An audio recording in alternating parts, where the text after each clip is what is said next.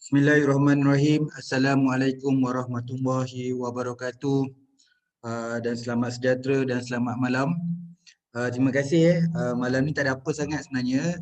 Sekadar untuk bagi briefing sedikit berkaitan dengan kursus yang kalau macam mana kalau orang kat Facebook akan start kenal pakcik dengan kursus ni lah. Kursus kaedah penulisan tesis komprehensif. Sebab ia pun salah satu sebab kenapa saya tukar telefon daripada Nokia 3310 tu, dan juga kenapa pakcik join Facebook bila pakcik start plan untuk kursus kaedah penulisan tesis komprehensif ni. Dan pertama kalilah nak tukar kepada daripada unit latihan. Sebelum ni saya mengajar di industri. Maksudnya kita buat kursus-kursus untuk industri secara spesifik untuk otomotif lah, sebab saya duduk di Tanjung Malim. Jadi memandangkan ketika itu dah start in-house training, jadi cuba try lah untuk kita nak try yang postgrad. Jadi saya rasa saya tak reti nak ajar tak reti nak ajar sekejap-sekejap ni. Jadi kita ambil jangka masa panjang. Jadi tu yang terlintas nak buat 10 minggu tu. Tapi saya ingat lagi cohort 1 2016. 2016 kita start bulan 2, tak silap saya bulan 2 ke bulan 1 macam tu lah. Pada tahun 2016 tu memang penuh lah. Kita ada lebih kurang 92, saya ingat lagi. Kita ada 92 orang yang daftar untuk cohort 1 tu. Bermaksudnya hari Sabtu ada 90 lebih dan juga hari Ahad pun lebih kurang macam 80 ke 90 lebih. Dia ramai, itu first time lah. Ramai, masa tu mungkin tak banyak lagi kursus-kursus tentang penulisan tesis. Jadi cohort 2 dia macam ni, ada setahun intake 2 kali. Ada setahun intake 3 kali. Jadi ni dah masuk tahun berapa? 14, 15, 16, 17, 16, 17, 18, 19, 20. Dah masuk tahun yang kelima lah. Jadi you all ni masuk tahun ke-6. Dah masuk 2021. Jadi ramai dah senior-senior. Dah ramai dah alumni-alumni. Sama ada dah habis PhD, ada yang jadi lecturer, ada juga yang dah jadi profesor madya. Tak lama lagi dia jadi profesor. Jadi lama dah. Sebab bila dah nak masuk dah tahun ke-5, tahun ke-6 ni, jadi dah lama dah diorang join kursus penulisan tesis ni. Okey, itu satu.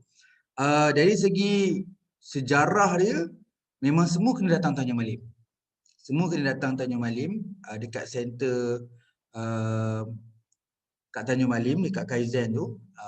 Nanti jadi saya share lah dekat cohort 15 tu tempat dekat mana dari segi kalau nak datang kat tempat situ. Okay. Dia 2 pintu. 2 pintu maksudnya 2 kedai atas bawah.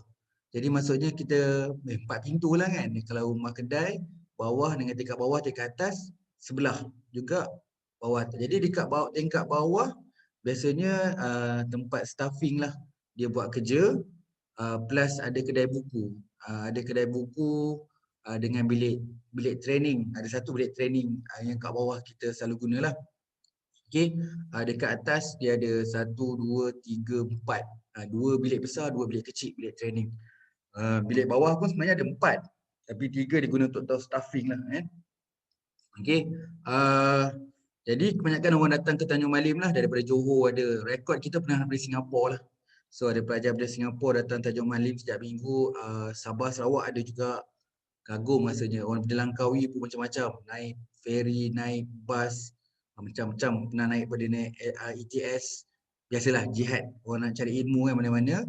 Kemudian ada beberapa series yang saya turun ke Bangi. Saya turun ke Bangi, tapi ke Bangi tak sama sangat lah. Sebab dia tak jadi 10 minggu, dia buat 5 hari je. Khusus intensif, tulis tesis 5 hari.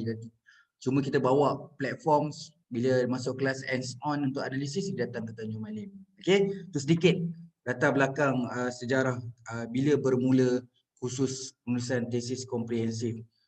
Berapa kali saya cuba untuk menukar orang. Maksudnya tak adalah setiap minggu saya mengajar, saya bagi orang lain mengajar.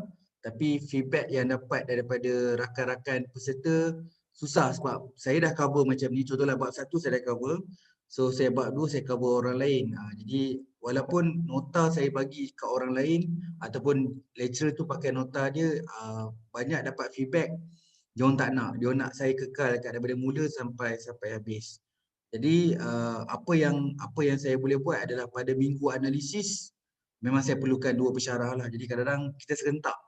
Jadi saya takkan nak cover dua-dua analisis. Jadi kena invite juga sahabat saya. Asal dia tak nak, dia belum ada PhD lagi masa tu. Saya panggil dia, saya tak ramai saya jumpa orang yang boleh buat kualitatif analisis. Dan saya suka dia sebab dia start belajar manual. Maksudnya guna manual, tak guna software. Lepas tu dia memang belajar software. Jadi dia tahu pasal NVivo dengan Atlas-T. Saya rasa susah nak cari orang yang kalau dia pandai NVivo je. Kalau dia pandai Atlas-T je. Kalau manual je. Tapi kalau dapat menguasai tiga-tiga dan approach pedagogi yang dia buat tu bagi saya baguslah. Jadi dia kekal daripada cohort 1 sampai sekarang dia lah cohort 14. Nanti dia pun akan cover untuk minggu analisis lah. Biasa dia akan cover kualitatif lah. So saya nak cari kuanti. Berapa kali juga cuba cari orang lain untuk cover kuanti. Tapi itulah feedback yang dapat, minta saya cover sikit. Lain sikit lah. Saya memang approach saya lain sikit. Dari segi analisis tu mungkin saya slow kot. Saya pergi satu. Okay. Alright. Saya pendekkan cerita. Untuk cohort 15 ni, dia ada sedikit persamaan dengan cohort 14 baru ni. Sebab cohort 14 kita tukar plan daripada face to face, tak boleh datang, tukar online. Okay, yang mendengar ni seperti mana yang saya jelaskan dalam grup kohort dan grup-grup lain, saya beritahu kali ini dia punya perbezaan. Ini saya cerita dulu sebab saya ramai nak dengar macam ni. Hari Sabtu, kalau saya mengharapkan dia adalah pandemik dah okey settle semua ataupun dah boleh dah rentas negeri. So kelas face to face pada hari Sabtu. Sebab ada yang dah bayar dah. Yang nak join hari Sabtu face to face tu.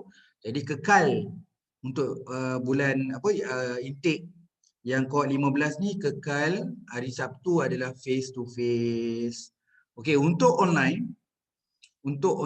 dia akan bermula Jumaat malam pada pukul 8 malam sampai 11 malam. Dan juga hari Sabtu 8 hingga 11 malam. Jadi dapat 6 jam lah. Seminggu dapat 6 jam. Jumaat cover 3 jam. Sabtu malam cover 3 jam. Okay, jadi Sabtu siang tu saya fokuskan untuk face to face. Okay, sama je. Untuk grup type 1 atau type 2. Maksudnya grup online dengan grup face to face benda yang sama. Cuma ada benda yang baru yang saya tak pernah buat sebelum ni. Dalam cohort memang tak ada. Kalau ikutkan cohort 1 hingga 13 sebelum ni, itu je. Okey, yang grup malam jumpa malam, grup siang jumpa siang. Macam tu lah. Ataupun yang lama, yang hari Sabtu datang hari Sabtu, hari Ahad datang hari Ahad. Tu je. Cuma kali ni beza sikit. Bila saya dah boleh anjak ke malam untuk yang online. Jadi hari Ahad tu saya boleh buat, sebab saya rasa dia beauty sebab bila cohort 14 ni, bila saya buat nampak, ada benda satu lagi titik kejayaan. Bila saya bagi ruang you all present, maksudnya kalau kita ramai, kita akan tak adalah tiap-tiap minggu you akan present. Saya akan calculate lebih kurang seseorang tu akan present 2 atau 4 kali sepanjang 10 minggu. Jadi you all boleh present. Present pulang. Siapa nak present macam proposal defense pun boleh. Siapa yang tak ada tajuk nak present tajuk pun boleh. Siapa nak present problem statement saja pun boleh. Jadi yang lain-lain pun join. Itu yang best dengan cohort 14 ni. Kalau peserta saya ada 60 tu semua join. Walaupun dia tak present, tapi dia datang dengar. Dia nak dengar. So dapat feedback. Kenapa dengar? Dia kata best lah bila kawan-kawan present. Pun dapat komen. Macam saya komen dia orang. Jadi masing-masing dapat dengar. Jadi melayan. Ada yang tumpang tanya. Ada yang tumpang bagi cadangan. Jadi kena teruskanlah untuk cohort 15 ni. Jadi hari Ahad tu daripada pukul 9 pagi sampai 5 petang kita akan open lah, kita akan buka jadual dekat WhatsApp tu. Siapa nak present pukul 9, siapa nak present 9.30, siapa nak present pukul 10. Jadi 15 minit presentation, Q&A. Ada yang present tak lama, dia nak present sekejap je, 5-10 minit je. Lepas tu dia nak Q&A lama. Jadi kita bagi cadangan apa nak kena buat. Jadi itu satu. Dan satu lagi yang benda yang diteruskan adalah juga dari segi set makan. Set makan maksud saya adalah you boleh tetap email chapter 1. Contohlah kita tengah cover chapter 1, you boleh email soft copy kepada email yang kita akan bagi dan untuk kita buat set makan. Okey, yang tu tak ada masalah, you bagi dalam tempoh masa 10 minggu tu. So kita akan semak lah. Yang ni saya kena tambah baik lah sebab untuk kali ni memang pandemik kan, ramai staff saya tak ada sebenarnya nak bantu. Susah sikit lah. Biasanya kalau face to face ramai je dekat tempat saya, researcher ramai, jadi dia orang boleh bantu saya semak. At least tak adalah saya tengok semua, ada yang tolong tengok reference, ada yang tengok MPA, ada yang tengok. So untuk core 14 ni saya ada kelemahan kat situ, jadi saya kena tambah baik untuk core 15 dari segi semakan supaya setiap minggu saya boleh pulangkan progress tu. Okey, jadi pilihlah nak pilih face to face datang hari Sabtu. Yang nak online kena join online Jumaat malam dan Sabtu malam. Hari Ahad dua grup face to face dan online. Kita jumpa hari Ahad untuk buat presentation. Okey. Untuk kali ni dan untuk core 15 lah, lebih kurang mirip macam core 14. Saya rasa untuk tu saya tahu ada yang malam tak dapat join, so kita akan rekod juga video-video ni untuk simpanan para peserta lah untuk core 15. Kalau tak dapat join malam tu ataupun kena lari kejap ke kena tidur awal ke, jadi kita ada buat rakaman. Okey, itu satu bab lah. Okey, lain-lain information detail nanti ada dekat grup WhatsApp lah. Yang jika berminat apa nak kena buat, contohnya nak bayar kat mana, nanti semua nanti dekat grup WhatsApp tu ada. Okey, untuk sedikit lah, dia dah lari sikit dia lah kan. Dia dah lari sikit. Untuk dari segi aspek promotion lah, ada sikit promotion. Kalau siapa yang bayar sampai hujung bulan ni, iaitu 31 November ni, kita ada sedikit lah, kita akan bagi pen drive dan buku tu, buku penulisan proposal penyelidikan ilmiah akan dapat percuma lah. Yang bayar ni bayar full rasanya, bayar full. So kita ada RM998 tu yuran dia.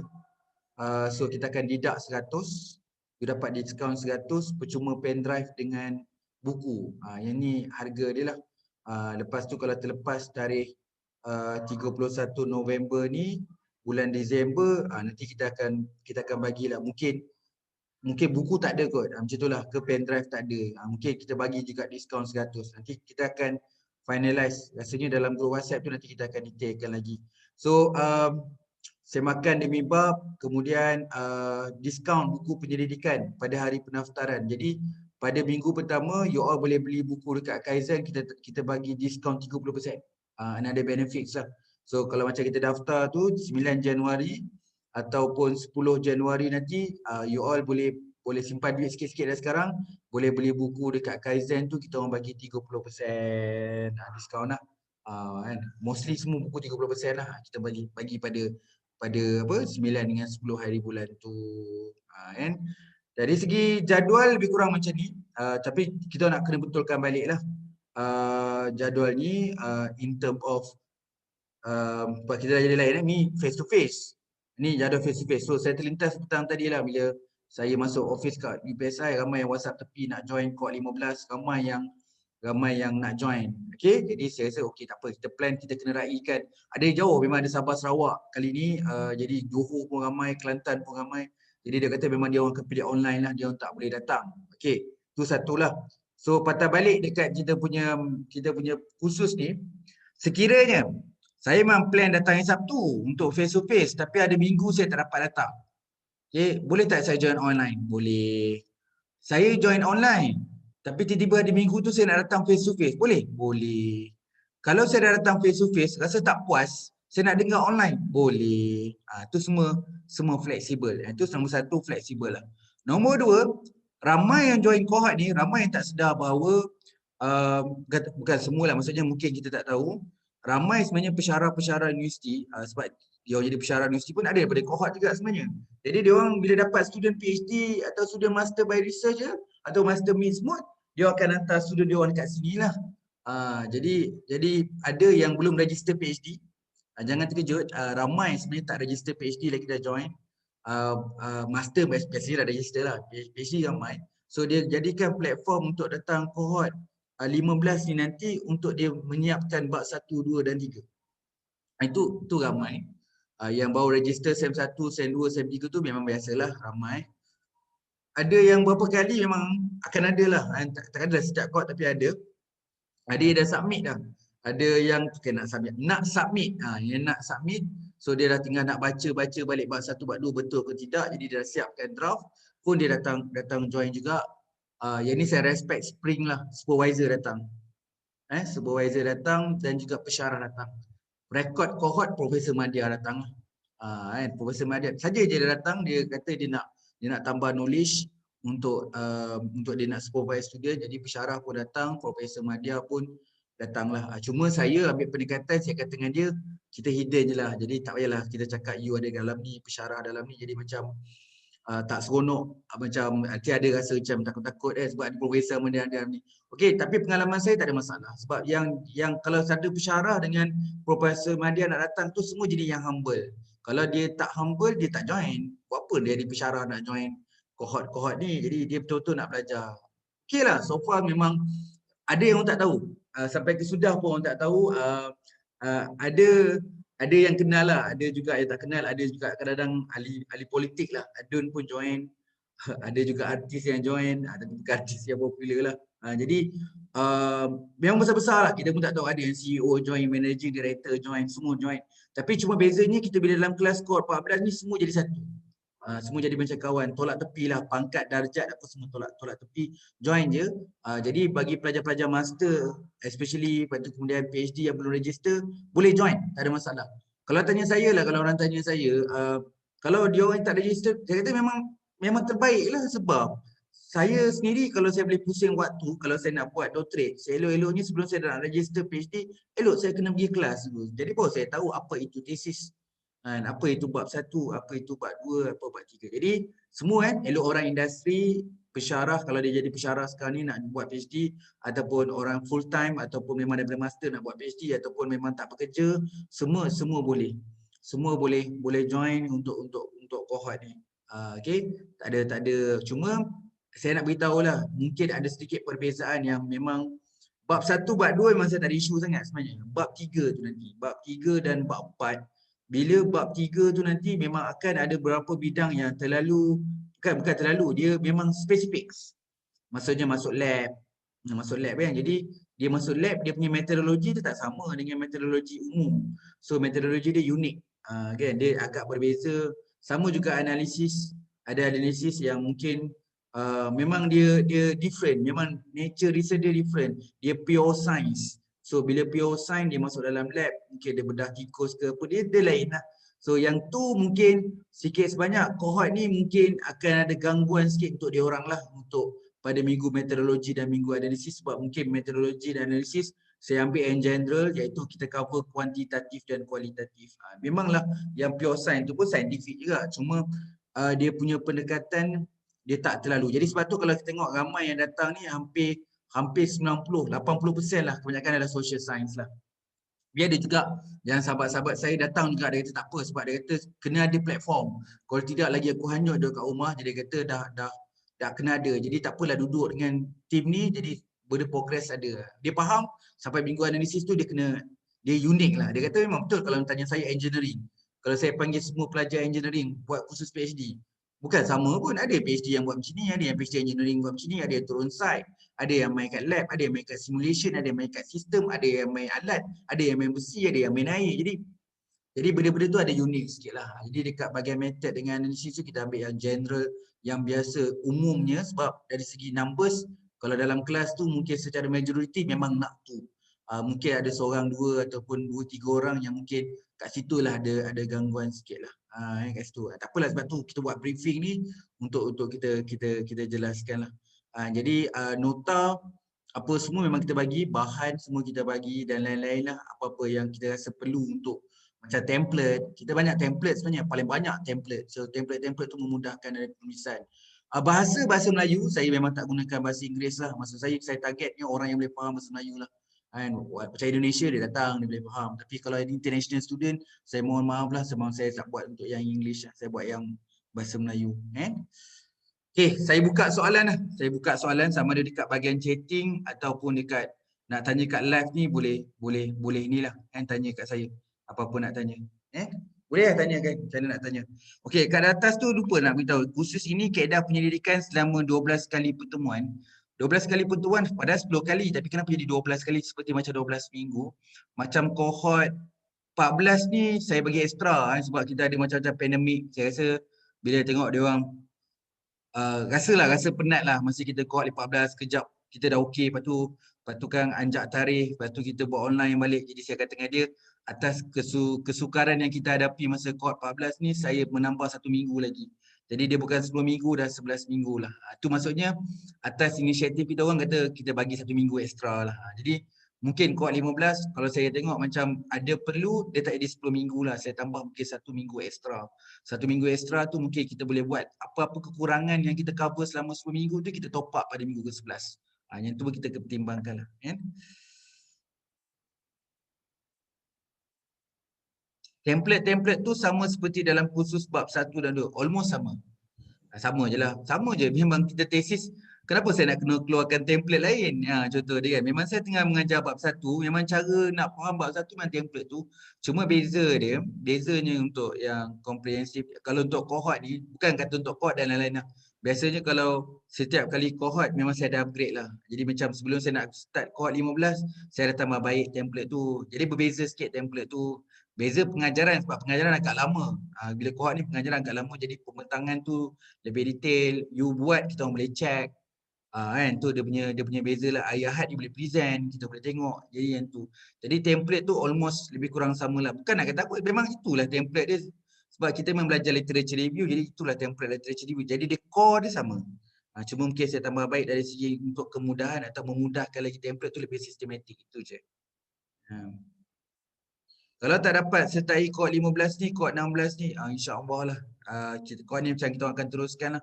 Sama ada dia setahun 2 kali atau setahun 3 kali. Jadi kohort 15 memang tahun 2021. So mungkin ada kohort 16 juga tahun 2021. Kan? Ada juga yang macam dia tak dapat datang. Dia join kohort 15, lepas tu dia tak dapat ada urgent kerja, lepas tu dia continue untuk kohort 16 lah. Maksudnya kalau you dah bayar kohort 15, ada minggu yang you tak boleh nak fulfill, you boleh ganti pada kohort 16. Sama lah kalau you missing minggu kedua, jadi you boleh cover kohort 16 minggu kedua. Replacement lah. Jadi kita anggap bukan burn lah. So siapa yang missing, kata dia missing minggu analisis. Kohort 15 ni dia missing kohort analisis. Jadi dia boleh ganti minggu analisis pada kohort 16. Kan? Ada yang kata nak join kali kedua. So kita memang boleh join kali kedua dengan kita bagi diskaun lah. Diskaun tu lebih kurang macam separuh harga lah lebih kurang. Dia memang ada rekod kita kan 3 kali. 3 kali dia kata tapi itulah betul-betul dia punya span lah. Kalau tanya saya dia kata sama je tau. Kita 3 kali kohort ni dia kata tak apa. Tapi the best part is dia habis. Jadi dia kohort pertama dia baru register. Lepas tu kohort kedua dia join lagi. Saya terkejut. Kenapa join lagi? Dia kata duduk rumah tak jadi apa. Dia join lagi. Bila kohort ketiga tu memang last dia kata saya nak submit lah thesis saya. Jadi tu dia kata dia bersyukur sangatlah join kohort ni. At least dia kata ada platform supaya dia terus. Saya kata benda sama je kita belajar. Tak apa, dia kata kali kedua dengar lagi faham. Kali dengar. Ada yang macam tu. Akhirnya cantik lah. Kan? Habis juga. Jadi maksudnya dia pilih jalan tu lah. Dia tak ada. Dia kata duduk kat rumah tak boleh apa-apa. Dia kata dia join lah. Masih face to face lah kan. Ya, ada soalan-soalan nak tanya yang berkaitan dengan kursus ni. Kan? Nanti kalau yang nak datang ke Tanjung Malim nanti saya bagi detailkan lah. Semua sesi ada rakaman kecuali face to face. Face to face tak ada rakaman.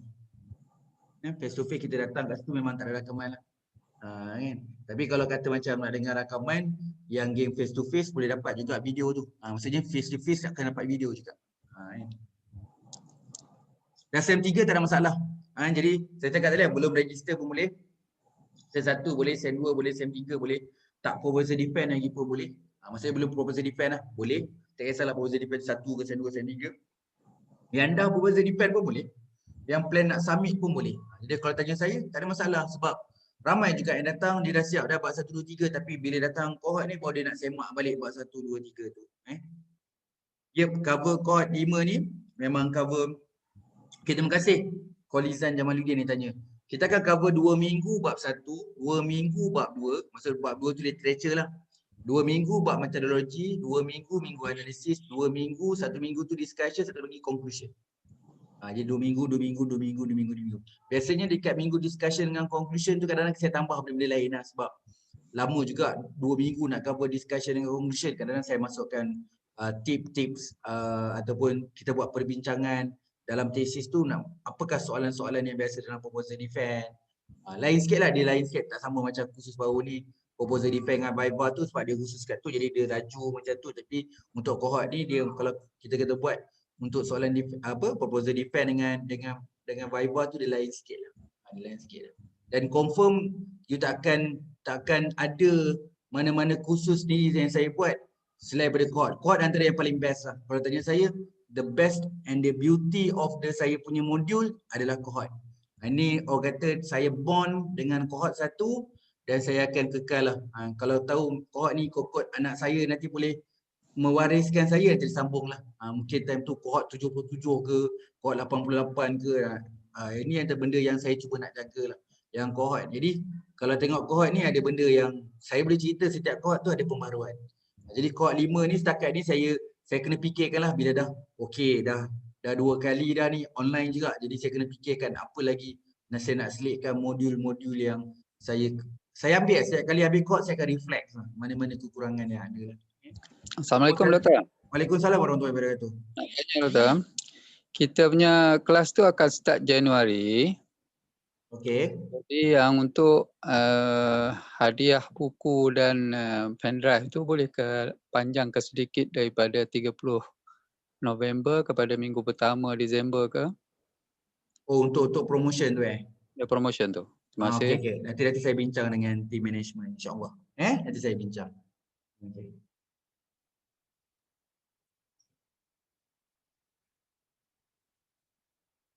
Okay, lain maknanya kelas face to face Sabtu, pembentangan hari Ahad. Tapi pembentangan tu online juga untuk Erina tanya, untuk pembentangan Ahad tu online. Jadi bukan pembentangan face to face lah. Kelas online Jumaat dan Sabtu malam. Yep. Betul. Sekarang SEM 1 ada kelas systematic dan academic writing. Bulan Januari boleh join kuat 15. Okey, boleh. Sekarang ni tak boleh lah. Kalau ikut saya punya intake. Cara kalau saya punya intake adalah intake universiti. Maksudnya kalau minggu tu you daftar dekat universiti, sama ada saya buat minggu tu atau selepas minggu tu akan start lah cohort ni. Cuma sekarang ni bila kita dah pandemik ni, kita duduk kat rumah je, dia dah tak boleh baca dah sistem masuk universiti SEM berapa dan SEM mana. Okey. Ada yang tanya, ada yang boleh claim. Kalau tanya saya tak ada masalah, memang kita ada bagi receipt. Memang CJ macam kita orang bagi tak ada masalah. Sebab ada yang nak buat receipt. Terpulang you boleh request kalau kata just in case nanti kalau untuk ada yang nak pecah receipt. Contohnya nak buat receipt untuk bab 1, receipt bab 2, receipt bab 3 sebab dia nak claim. Sebab ada universiti yang memang kalau pergi khusus you boleh claim. Khususnya kalau you perlukan claim, kita boleh claim lah. Tapi ada orang tanya boleh tolak dengan LHDN tu ke? Lembaga Hasil Cukai tu kan. Yang tu kalau ikutkan yuran dekat universiti lah. Khusus-khusus ni terpulang lah. Ikutkan kalau saya tanya dengan dia orang, dia kata ikutkan tak boleh lah. Tapi ramai juga yang bila dia nak tolak cukai tu dia adjust jugalah receipt ni kan. Itu tak ada. Tapi kalau buku tak ada masalah lah. Tak ada buku tak ada masalah, memang boleh tolak cukai. Ada lagi soalan nak tanya yang berkaitan dengan cohort ni? Cohort 15 ni. Ada tak lagi yang saya tak baca kat atas ni?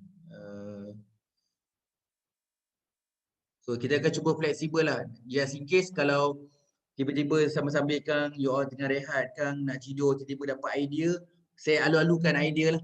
Macam tadi sahabat kita, so extend sikit. Mana-mana ada idea, cadangkan lah supaya kita pertimbangkan untuk cohort-cohort yang mungkin dapat idea, pernah pergi kat UK ke, pernah pergi kat US ke, pernah pergi kat Japan ke, tengok approach lain. Kita akan pertimbangkan lah. As long benda tu dapat memberi tambah baik pada kita lah. Modul tu banyak modul single lah. Modul single yang kalau Dr. Wan Satirah ni tanya, kalau modul single tu ada yang ajar literature saja, ada yang ajar meteorologi saja, ada yang kualitatif saja. Kan? Saya punya modul ni sebenarnya 3 fasa sebenarnya. You ni fasa 1 lah, fasa postgrad. Fasa postgrad. Jadi nanti kalau you dah habis ada rezeki nak jadi lecturer, so kita ada fasa untuk memohon jadi pensyarah. So sekarang ni nak jadi pensyarah dia kena ada artikel jurnal, nak ada research grant. Jadi kita bantu juga untuk postgrad yang dapatkan research grant, nak belajar artikel jurnal, jadi consultant, jadi innovator. Okay, kita akan ajar benda tu untuk dia dapat jadi pensyarah. So jadi bila jadi pensyarah, kita punya ada lagi modul untuk pensyarah baru di universiti. Kita mengajar pensyarah baru kat universiti. Kemudian untuk kenaikan pangkat lah, kita memang ada buat kursus juga untuk nak dapat profesor madya dan dapat profesor. Iaitu memang kita punya pipeline lah, kalau nak tahu. Itu memang kita buat sekarang lah. Sebab tu Kaizen ni register bawah R&D company. So dia melibatkan innovation, product development, product software.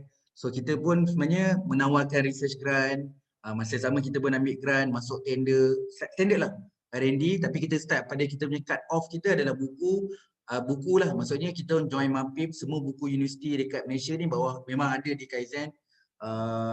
Memang MOU dengan MOA dengan universiti semua ada, jadi okey lah, so far memang kita fokus, kita nak jadi support system kepada universiti, jadi kita punya pipeline daripada student macam ni lah, baru nak register PhD sampai dah jadi profesor. Jadi bila kata khusus modul-modul tu tak ada. Saya sebut modul lah. Kalau sebut modul kan dia jadi macam perfect, tapi kita ada bahan pengajaran, bahan training dan sebagainya dengan orang industri juga kolaboratif. Maksudnya yang lain-lain tu single lah, satu-satu lah. Khusus untuk jadi consultant, nak jadi innovator, nak buat patent, nak untuk copyright, nak buat buku, nak belajar satu-satu method, nak belajar rush, nak belajar in vivo, nak belajar Atreski. Contoh biasalah, kadang-kadang bincang kita boleh buat in-house, kita boleh datang tempat macam itulah. Lebih kurang macam itulah. Everything maksudnya kita boleh bincang lah. Boleh bincang apa nak buat. Macam baru ni memang saya tengah susun untuk FRGS. Untuk minggu ni dah satu universiti dah panggil dah. Saya bagi talk untuk FRGS. So kita buat coaching FRGS untuk 30 orang pensyarah. Setiap pensyarah dapat 1 jam coaching untuk dapatkan FRGS. Dia bawa proposal dia, kita coaching sejam untuk dapatkan FRGS punya grant. Lebih kurang macam itulah. Biasa-biasa je lah kita buat support system. Tak adalah bukan saya seorang semua orang lah. Maksudnya semua Malaysia punya tenaga pengajar lah, bukan saya seorang je. Dan saya pun tak tahu semua benda, saya masih belajar lagi. Tapi yang cohort ni memang air tangan saya lah. Lain-lain tu juga clash waktu memang saya kena. Tapi itulah tengok jugalah. Kalau mana saya boleh join. Dan bestnya, ni nak beritahu lah. So kita orang punya trainer ataupun kita punya speaker datang dari cohort juga. Kan kalau you all kenal, nak sebut nama kan, ada yang kenal, ada yang tak kenal lah. Macam Tuti, Dr. Tuti daripada cohort. Tuti yang ni daripada cohort. Jadi Dr. Tuti jadi trainer. So dia mengajar juga kat Kaizen. Jadi maksudnya kita yang cohort ni ramai dah, bila nak sebut dah jadi pengarah lah, jadi pegang center lah. So dia akan biasanya saya akan memilih ex alumni lah. So yang jadi tenaga mengajar saya adalah yang cohort ni lah. Saya punya kolaboratif memang dengan cohort pun. Dapat grant FRGS tu semua tu yang kena pensyarah tu semua tu banyakkan daripada cohort. Ada yang cohort 3, cohort 4, cohort 5, macam itulah. Very close lah. Jadi cohort ni jadi macam satu alumni jugalah. So kita buat kan engage juga. Kalau you ada masalah, tak tahu analisis, contohlah you dekat Perlis, saya kata okey kat Perlis ada ex cohort. Nanti you jumpa dengan dia. Jadi macam ada sikit macam bukan nak kata brother blood lah, tapi dia something like bila kata aku dulu belajar kat cohort juga, jadi bila orang susah, so dia ada macam bolehlah jumpa kedai mamak ke kedai kopi ke, boleh sembang-sembang, macam itulah. Jadi kelebihan jugalah, kelebihan secara indirectly itu jugalah. Yelah, kelas research method akan ada lah. Biasanya macam research method ni unik tau. Kalau tanya saya kena sediakan satu modul yang lebih spesifik. Macam dulu saya buat, okey sekarang ni saya nak ajar research method untuk orang kuantitatif je. Siapa yang buat deskriptif, yang nak buat korelasi dengan regression, itu je. Jadi dia khusus macam tu. Jadi lebih best lah. Okey, saya nak buat khusus untuk kuasai eksperimen je, untuk buat eksperimen je. Daripada t-test, ANOVA, ANCOVA, SPANOVA, MANOVA, MANCOVA, yang tu je. Okey, saya buat untuk multivariates. So belajar multivariate, belajar SEM, buka semua tu. SAS, lepas tu belajar Smart PLS, buka AMOS, semua software. Lepas tu kita sekarang ni tengah belajar yang ISM dengan videometrik, macam itulah. Lebih best ajar method, lebih ada khusus. Kalau tidak macam ajar metodologi, jenuh saya nak cover kuali, kuanti, mixed method, multi method. Jadi macam dia agak rush lah. Jadi cohort ni memang dia banyak masa. Jadi bila ajar metodologi nampak cantik. Kan? Ada juga kadang saya buka. Tak. Kali ni saya tak buka lah. Cohort 14 saya tak buka. Kalau cohort 13 dulu, kita panggil peserta tumpang. Dia datang minggu method je. Dia datang minggu method je kita buka. Cuma kali ni bila online, saya rasa macam mana yang join cohort 14 ni, saya rasa saya nak cover dia orang dulu. Saya tak buka seorang pun. Kali ni cohort 14 saya tak buka pun outsider join. Semua family. Maksudnya tidak ada macam dulu cohort 13. So face to face ada peserta tumpang. Bila literature review ada 2 orang tumpang. Bila dekat metodologi ada 2 orang. Tumpang tu maksud dia join sekali ya. Dia join sekali. Cuma cohort 15 ni tak tahu. Saya rasa macam saya tak fikir lagi lah nak ada calon tumpang untuk cohort 15 lah. Tapi macam cohort 14 tak ada. Cohort 14 tak ada calon tumpang.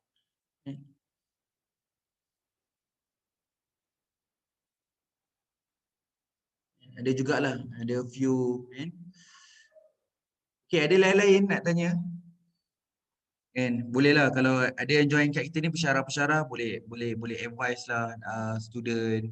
Ada juga yang saya pun tak paksa, dia kata macam ni lah doktor hantar student doktor seorang dulu tengok macam mana.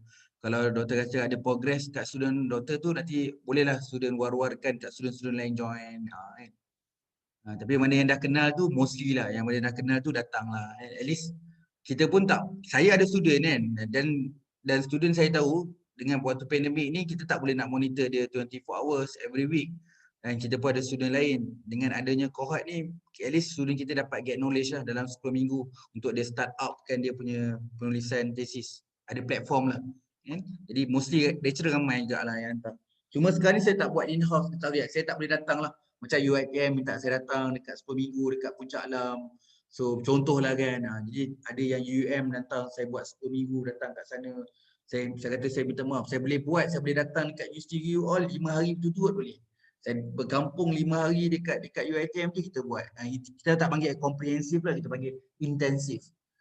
Tapi belum pernah lagi lah saya buat 10 minggu 5 hari berturut-turut tu. Kenapa? Itu pun dah orang kata dah penat. Yelah 5 hari berturut-turut saya nampak you all pun dah rasa macam tak hadam lagi bab 1 dah masuk bab 2. Tak habis lagi bab 2 dah masuk bab 3. Jadi macam nampak penat lah. Macam mana you all nak buat camp 10 minggu. Jadi mungkinlah in future akan buat, contohnya saya datang 10 minggu special sikit lah. Datang 5 hari untuk bab 1 je.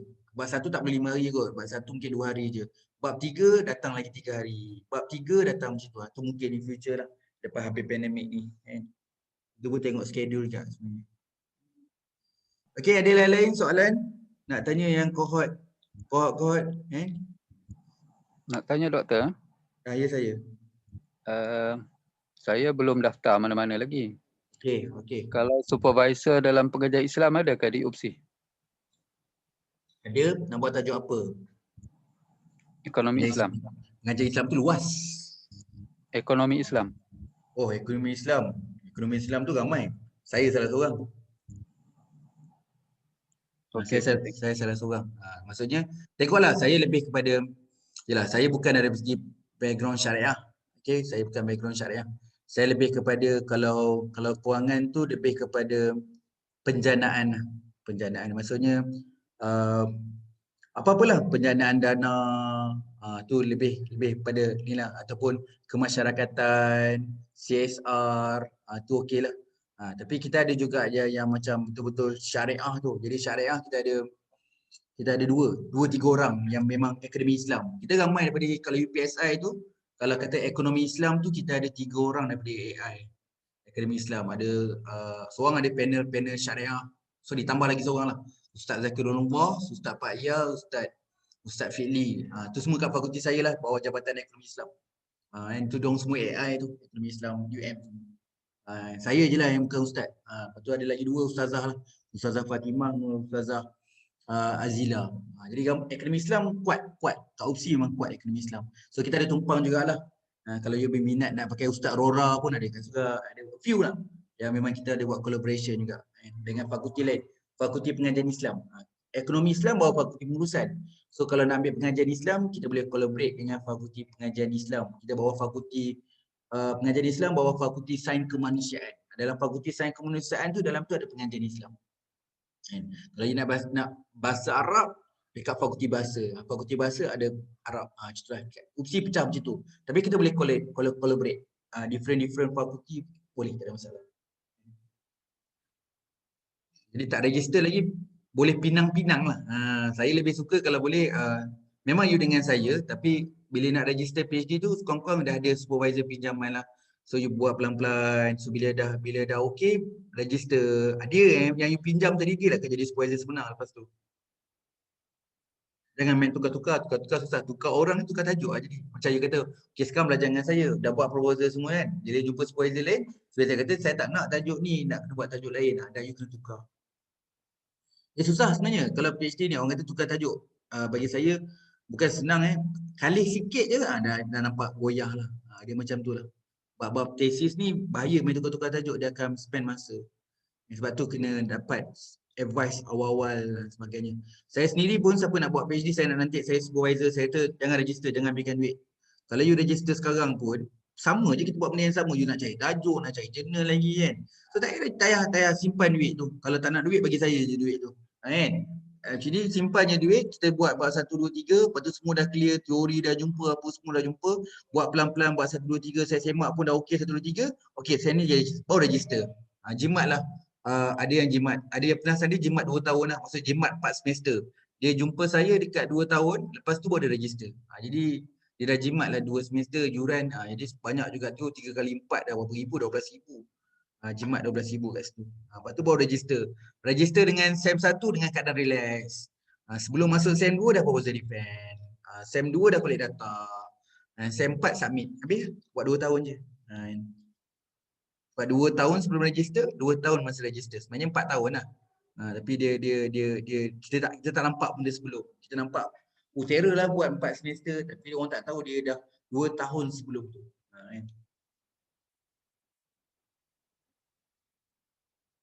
Kita akan buat dummy.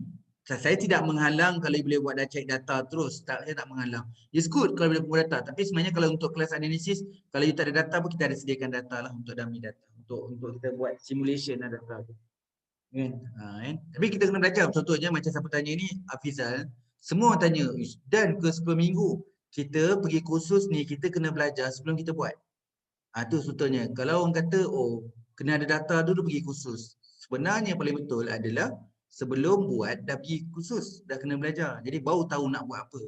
Jadi selalu jumpa ramai lah, saya buat kursus, saya dah collect data. Kita pun nak run. Kenapa collect data macam ni? Salah kan? Salah. Kenapa? Objektif kau lain, data kau lain. Kena cek data baru ke? Tak tahu. Tu saya kata, pergi kursus dulu. Bila you pergi kursus, baru you tahu nak cari data apa. Match tak data tu dengan objektif. Waktu pergi kursus ni nak analisis macam mana. Okey, bila dah belajar baru tahu. Okey, kita nak dapat data, kalau cek data nanti kita boleh analisis macam ni. Kalau data ni boleh analisis macam ni. Kita bila kumpul, kita tahu cara nak kumpul. Macam tu lah. Jadi contoh dia macam kontrak dia, kita buat survey lah. Sebelum kita nak pergi satu tempat tu, kita pergi tempat tu dulu survey, tengok kenal orang, tengok tempat semua okey, semua dah family okey. Okey, next time kita datang sana relax. Kita dah tahu kat mana kita nak tuju, kat mana kita nak pergi, kat mana kita nak jumpa. Lebih kurang macam itulah maksud dia. Jadi jangan tunggu ada data baru nak pergi kursus. Sepatutnya lain, dia kena sebelum nak collect data kena pergi kursus. Sebelum nak analisis kena pergi kursus. At least you tahu apa nak kena buat. Okey, rasa tak puas, tak apalah, masa tengah analisis tu pergi kursus lain. Pergi kursus lagi. Sebab kita akan belajar. Cuma nak lebih nak touch-up. Itu yang dia katakan dalam semua perkara dia ada sebelum, semasa dan selepas. Dia mesti ada tiga-tiga tu. Okay, lain-lain ada soalan? Bahagian chatting tak ada dah soalan ni. Yang ni saya rakam untuk kawan-kawan kita yang tak dapat join kita yang sekarang ni, briefing ni. Mula-mula saya fikir nak buat briefing kali kedua kan. Minggu depan nak buat briefing, tapi memikirkan balik baik rakam je, nanti dia boleh tengok lah sesi rakaman ni untuk briefing ni. Walaupun briefing ni lebih kurang general je lah, dia bergantung pada soalan lah. Maksudnya mungkin dia akan tanya soalan selain daripada apa yang kita bincang malam ni kan? Tapi setidak-tidak dia dapat jugalah macam FAQ lah daripada apa yang kita tanya hari ni.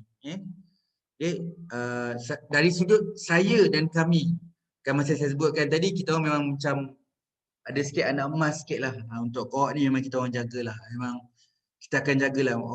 Boleh dikatakan mati hidup Kaizen dekat Tanjung Malim ni adalah dekat kohort ni lah. Kan? Kalau kata kohort ni tutup, kita pun kata kenapa rumah kedai dekat Tanjung Malim tu masih nak ada di situ kalau kohort ni tak ada. Lebih kurang macam tu lah. Macam saya pun sebenarnya, saya walaupun advisor dekat Kaizen tu, saya cakap dengan dia orang saya tak perlu ke Kaizen sebab saya memang dah set upkan everything, all the business saya adalah dekat sistem. Jadi saya duduk kat rumah je. Saya jarang ke Kaizen. Jadi Kaizen tu ada dia orang lah pekerja, pengurus semua kat sana. Saya memang tak ke. Sebab tu nak pergi kat Kaizen saya tak ada kat Kaizen. Saya lebih kepada sekarang ni memang ada kat rumah. Sebenarnya dah dekat setahun lah saya home base lah. Buat kerja kat office pun jarang, kerja kat rumah. Everything semua buat kat rumah dah. Jadi berlaku pula pandemik. Jadi saya dah lebih pada biasa lah. Oh, dah memang dah standby dah kat rumah lah.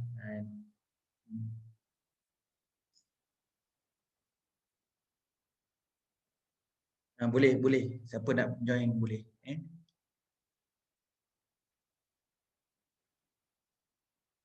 Suara tersekat-sekat. Minta maaf kot line. Saya rasa kat sini okey. Minta maaf kot kalau suara tersekat. Dia dua je. Sama ada kalau tersekat sama ada saya ataupun you all kat sana lah. Which one lah. Kalau tak ada apa-apa, tak ada. Saya rasa dah you all pun macam tak ada dah nak soalan nak tanya. Tapi tak apa. Kalau boleh join dekat group WhatsApp Kuat 15 tu, duduk je lah kat situ dulu. Sebelum nak fikir nak join ke tak ke. Tulis je nama dulu tak apa. Kalau rasa nak join tulis je nama. Tapi tak adalah paksa kalau tiba-tiba you kata tak nak join tak apa. Nanti padam je nama, tak ada masalah. Ataupun yang 50-50 tulis je nama. Nanti rasa tak nak pergi nanti padam je nama. Nanti kita akan bincang dekat group WhatsApp. Saya rasa itu sajalah untuk sesi kita ni, briefing simple ni. Anything kita boleh tanya dekat group WhatsApp lah. So bolehlah ajak kawan-kawan untuk joinkan khusus kohort ni sebagai kita sama-sama lah. Kalau orang tanya saya lah pandangan saya selaku yang mengajar, kalau ramai seronok. Jadi kalau tanya saya bila ramai kawan, kenal, supaya datang ni ada orang kata, saya cakap terus terang secara jujur pengalaman saya ajar kohort ni paling kurang sekali adalah UPSI. Maksudnya walaupun Kaizen tu duduk depan UPSI, daripada kohort satu ni kita nampak bila kita tengok kat attendance list lah UPSI ada 5 orang je, yang lain lah UKM. Saya memang terima kasih kat UKM lah. UKM memang every time memang UKM paling ramai lah. UKM ramai. Kalau tengok dari segi background paling ramai cikgu. Tu kalau kita population lah paling ramai cikgu. And mungkin memang paling ramai buat PhD pun cikgu dekat Malaysia ni kan. Sebab cikgu yang ada dia memang pakai duit sendiri pun dia buat PhD kan. Dia tak fikir kan kalau kita orang industri fikir-fikir juga cikgu ni buat je PhD. Lepas tu hadiah latihan persekutuan dia orang ada banyak beasiswa. Kalau IAB memang ramai lah sebab dia orang lagi fast track. Dia orang tak payah nak queue sangat nak minta scholar. Dia sebenarnya dapat je kalau IAB tu nak minta HLP. Jadi macam itulah kan, ramai juga. Itu mungkin kata yang ramai datang cikgu. Tapi tengok cikgu bukan cikgu kat UPSI. Dia kat UKM, dekat UPM. Merata-rata lah. Bukanlah kata tak ada daripada negeri lain macam apa. Ada semua ada UiTM, UMP. Saya kata Universiti Singapura pun ada datang. Adalah a few. IPTS pun ada, tak ada masalah. Okey, itu saja. Terima kasih banyak-banyak. Kita jumpa nanti kat group WhatsApp. Anything you boleh tanya. Terima kasih dengan your masa you all spend masa untuk briefing walaupun briefing ni simple je. Okey, ni keputusan you all yang kena buat keputusan untuk masa depan you all. Fikirkanlah kalau saya tak paksa kalau you rasa you boleh independence, boleh buat sendiri teruskan, tak ada masalah. Okey, betul. Saya tidak ada nak paksa, cuma saya rasa saya buka platform ni. Dan saya tidak menghalang pun sebab bagi saya siapa yang nak mengajar, okey. Ada orang lain mengajar, okey je, saya raikan ilmu. Siapa-siapa nak mengajar pun tak ada masalah. Saya okey je. Maksud saya kalau tengok ikhlas tengok orang mengajar, dia orang ajar buat proposal, baguslah ajar proposal. At least you all boleh belajar kan. Kalau jadi manusia kita kena belajar ramai orang, kena banyak guru. Saya sendiri pun kena ada banyak guru. Okey, bila banyak macam cendawan orang mengajar ni, join je semua. Jadi biar ilmu tu makin lama makin berkembang lah. Bila jumpa satu guru ni dapat ilmu ni, jumpa guru ni dapat satu ilmu ni.